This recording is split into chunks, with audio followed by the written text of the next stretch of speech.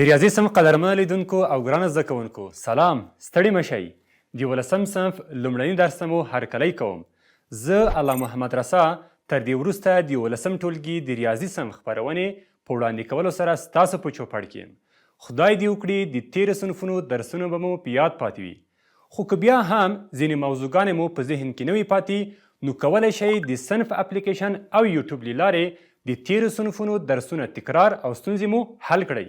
ښه نو درس پیلوو. نو خپل قلمونه او کتابچې مو راواخلئ او د ځان لپاره یو منظم مهالویش جوړ کړئ تر څو د معیاري درسونو موقع له لاسه ورنه کړئ. راځئ چې د زده کړې موخې په ګډه سره وګورو. د زده کړې موخې: زده کوونکي به د درس تر پایه وکولی شي چې د مخروطي مقاطع ډولونه وپیژني، بیضوي وپیژني. دا چې زمونږ او ستاسې د نن درس موضوعګانې معلومې شوې، نو مخکې له دې چې دا هره موضوع په تفصیل سره ولولو، لومړی راځو او دا زده کوو چې په ورځني ژوند کې د همدې موضوعګانو د کارونې ځایونه کوم دي.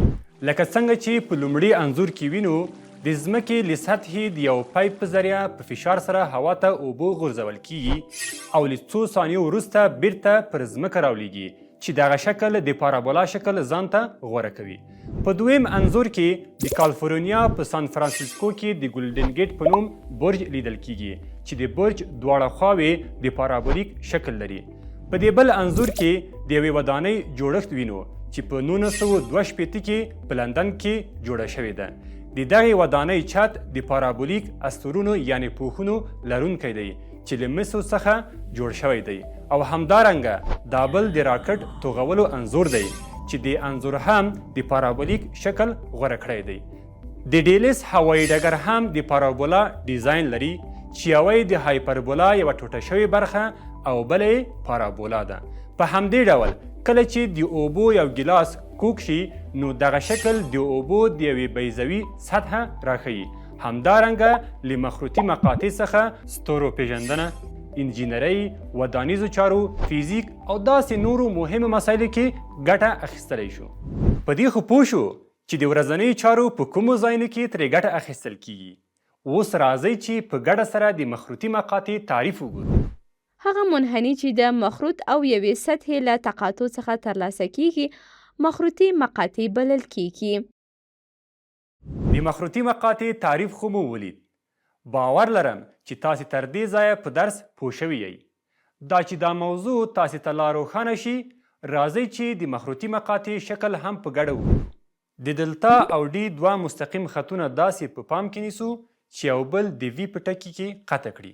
که چیرې د ډي خط ثابت او د دلتا خط د هغه په چاپیر وڅرخیږي، له څرخولو څخه یې په فضا کې دوه شکلونه چې یو یې د وي ټکي پورته او بل یې د وي د ټکي ښکته خواته جوړیږي. هر یو یې مخروط دی، لکه پورتنی شکل چې د ډي مستقیم خط د مخروط اصلي محور او د دلتا مستقیم خط د هغه معلد دی. د یوې مستوي په مرسته د یو مخروط قطع کول بیلابیل حالتونه لري او ډول ډول منحنیګان ترې منځته راځي چې مخروطي مقاطع بلل کیږي، چې هر یو به یې په خپل وار سره درته تشریح کړم. که چیرې مستوي یو مخروط داسې قطع کړي چې مستوي د مخروط په اصلي محور عمود او یا له قاعدو سره موازي وي، نو لاسته راغلی شکل یې یوه دایره ده. که چیرې مستوي مخروط داسې قطع کړي چې د مستوي نسبت د مخروط اصلي محور ته مایل وي، نو لاسته راغلی شکل بیضوي دی. که چیرې یوې مستوي یو مخروط داسې قطع کړی وي چې اصلي محور ته موازي وي خو اصلي محور قطع نه کړي، په دې حالت کې د هغوی له لاسته راغلي شکل څخه پارابولا په لاس راځي. که چیرې یو مستوي دوه څوکي په څوکي مخروطونه داسې قطع کړي چې د مخروط له اصلي محور سره موازي وي خو هغه په ځان کې ونه لري، نو له لاسته راغلي شکل څخه یې هایپربولا په لاس راځي. که چیرې یو مستوي سطحه اصلي محور په بر کې ولري، نو لاسته راغلی شکل یې له دوو متقاطع خطونو څخه عبارت دی چې هر یو یې په پورته شکلونو کې ښودل شوی دی. د مخروطي مقاطع ډولونه مو زده شول. باور لرم چې حتما به مو زده کړي وي، مګر په یاد مو وي چې مهم ټکي په خپلو کتابچو کې تل در سره نوټ کړئ چې د درسونو د تکرار په وخت کې ورڅخه ګټه واخلئ. د خپرونې په دې برخه کې به د مخروطي مقاطعو له ډولونو څخه تاسې ته بیضوي تشریح کړم. په ګډه به هغه شکلونه وګورو کوم چې د بیضوي شکل ته ورته دي. د لمر په شاوخوا د سیارو د مدارونو شکل یا د ځمکې دوران د لمر په شاوخوا د بیضوي شکل جوړوي چې لمر یې مرکز تشکیلوي. همدارنګه آسماني جسمونه لکه سیارې، لکه لرونکي ستوري او سپوږمۍ د لویو ستورو په شاوخوا کې مدارونه کوي چې له حرکتونو څخه د بیضوي شکلونه تشکیلیږي. د مثال په توګه د کیپلر قوانین د سیارو په هکله دا تشریح کوي چې سیارې د لمر په شاوخوا کې په بیضوي ډول حرکت کوي. یا هم ځینې خلک چې ښکلي کورونه جوړوي د کورونو په جوړولو کې د بیضوي شکلونو څخه ګټه اخلي تر څو د خلکو پام ځان ته راواړوي. همدارنګه کوم کورونه چې د بیضوي په شکل جوړ شوي وي د نورو په پرتله قوي او د ډیر پایښت درلودونکي وي. اوس چې تر یوې اندازې د بیضوي له مفهوم سره آشنا شوئ نو راځئ چې بیضوي تعریف کړو تر څو یې په مفهوم لا ښه وپوهیږئ. په یوه مستوي کې د ټولو هغو ټکو هندسي محل چې له دوو ثابتو ټکو څخه یې د فاصلو د جمع حاصل تل مساوي یا ثابت اوږدوالی ولري بیضوي بلل کیږي. د بیضوي تعریف خو مو ولید. اوس هم راځئ چې د بیضوي شکل وګورو. په شکل کې لیدل کیږي مستقر یا ثابت ټکي چې په اف او اف زبر سره ښودل شوي د بیضوي محراقونه او ای زبر د بیضوي رأسونه دي چې ای زبر مساوي 2 ثابت اوږدوالی لري. بیضوي بې شمېره قطرونه لري. تر ټولو اوږد قطر یې چې له محراقونو څخه تیریږي او بیضوي په دوو ټکو ای او ای زبر کې قطع کوي د کبیر یا لوی قطر په نامه او تر ټولو کوچنی قطر یې چې د اف او اف زبر د تنصیف په ټکي باندې عمود دی د صغیر یا کوچني قطر په نامه یادیږي. د ای زبر او بی زبر ټکي د بیضوي راسونه دي. لوی قطر په ای زبر چې اوږدوالی مساوي 2 او کوچنی قطر په بی زبر چې اوږدوالی مساوي 2 دی ښودل کیږي. که چیرې د ام ټکی د کوچني قطر په یو رأس باندې یعنی په بی یا بی زبر باندې منطبق شي په دې صورت کې په پورته شکل کې ام اف خط مساوي له ام اف زبر خط سره کیږي چې مطلقه قیمت د ام اف جمع مطلقه قیمت د ام اف زبر مساوي 2 لاسته راځي چې د ساده کولو وروسته 2 ام اف خط مساوي 2 معادله لاسته راځي او په پایله کې ام اف خط مساوي له ای سره کیږي.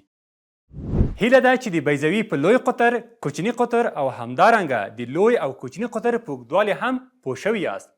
اوس هم داسې یو مثال درته حلوم چې په هغه کې د بیضوي د ځینې ټکو ترمنځ واټن غوښتل شوی وي. خو مخکې له دې چې دا مثال حل کړو لنډه دمه لرو. تاسې هم چیرته مه ځئ، ژر بیرته راګرځو. قدرمنو لیدونکو ښه راغلاست. له دمې مخکې مو یادونه وکړه چې داسې یو مثال حلوو چې په هغه کې د بیضوي د ځینې ټکو ترمنځ واټن غوښتل شوی وي. نو راځئ مثال په ګډه وګورو او حل یې کړو. مثال لاندې شکل کې د مطلقه قیمت د ام اف زبر، مطلقه قیمت د ام اف، مطلقه قیمت د ای زبر او مطلقه قیمت ام اف جمع مطلقه قیمت ام اف زبر قیمتونه پیدا کړئ. د ام اف زبر او ای زبر د اوږدوالي پیدا کولو لپاره د دوو ټکو ترمنځ د فاصلې پیدا کولو له فرمول څخه ګټه اخلو چې د مطلقه قیمت د ډي مساوي جذر د x2 منفي x1 کل مربع جمع y2 منفي y1 کل مربع څخه عبارت دی. لومړی د ام اف زبر ټکو ترمنځ اوږدوالی پیدا کوو. دا چې په فرمول کې x1 x2 y1 y2 ټکي راکړل شوي دي نو د دې ټکو اړوند قیمتونه په شکل کې ټاکو او په فرمول کې وضع کوو چې د ام په ټکي کې x1 مساوي 1 y1 مساوي 3/2 او په اف زبر ټکي کې x2 مساوي منفي 1 y2 مساوي 0 دی.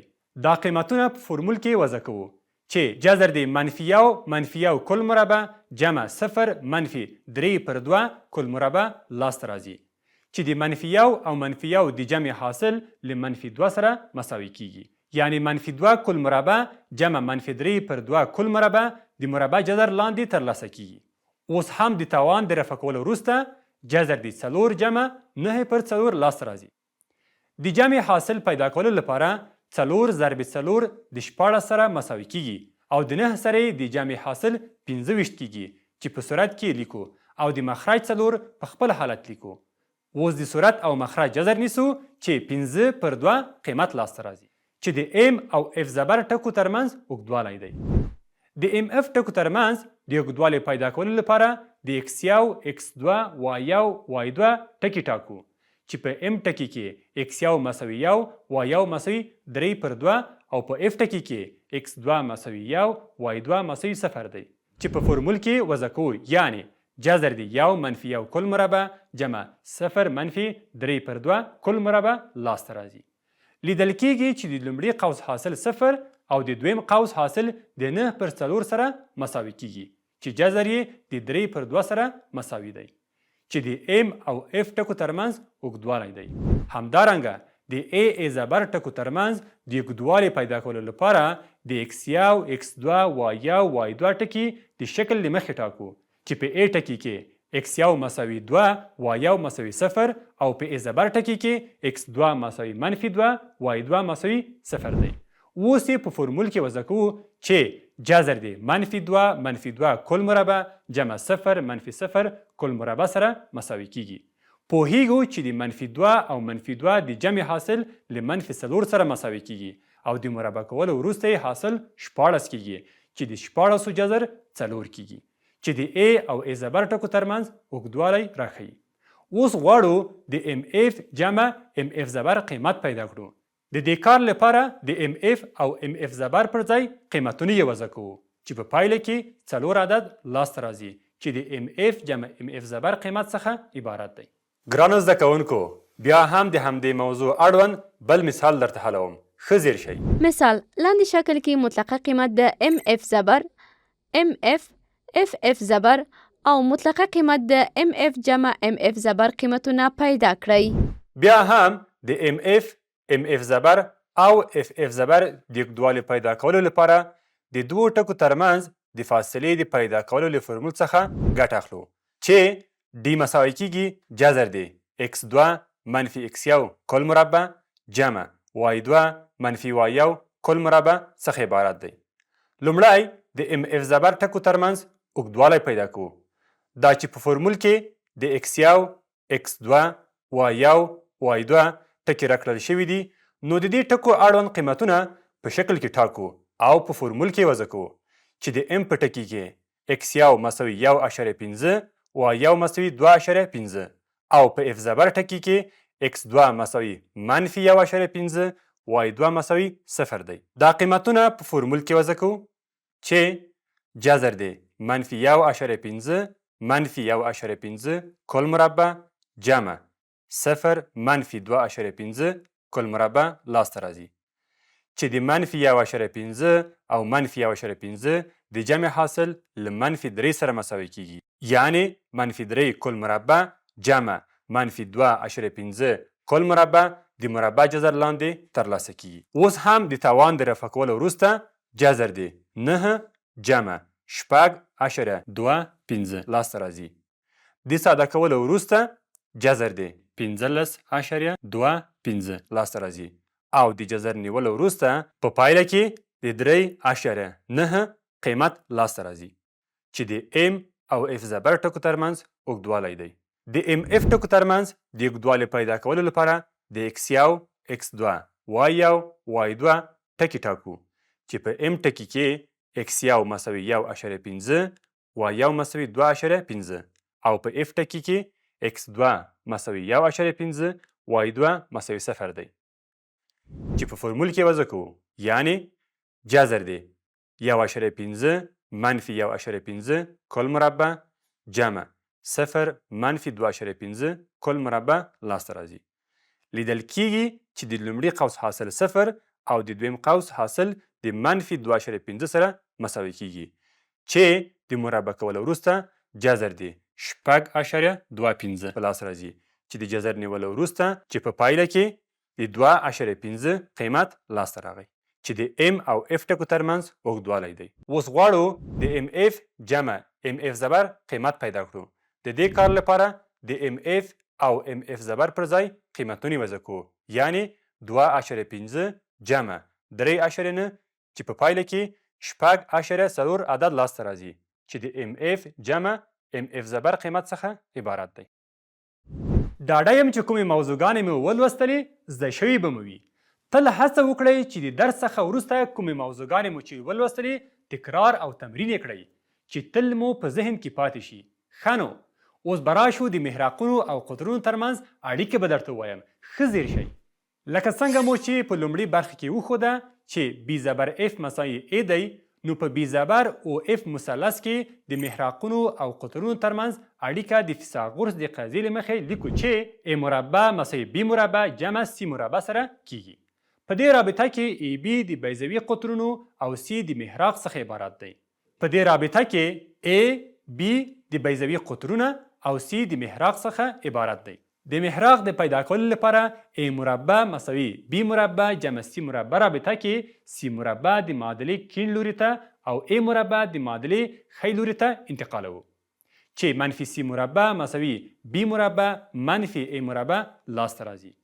د معادلې دواړه لوري په منفي یو کې ضربو چې سی مربع مساوي ا مربع منفي بي مربع رابطه لاسته راځي. اوس د دې رابطې د دواړو لورو څخه دویم جذر نیسو. په پایله کې سی مساوي مثبت منفي جذر د ا مربع منفي بي مربع لاسته راځي چې د محراقونو او قطرونو ترمنځ رابطه ده. هیله ده چې تر دې ځایه به په درس ښه پوهېدلي یاست. دا د کراکرا د نن درس وروستۍ موضوع ته راورسېدلو. هڅه وکړئ مهم ټکي حتما په خپل کتابچو کې در سره نوٹ کړئ. اوس به په ترتیب سره د بیضوي د تناظر مرکز، د تناظر محور او انالمرکزیت ولولو او زده به یې. بیضوي دوه د تناظر محورونه لري.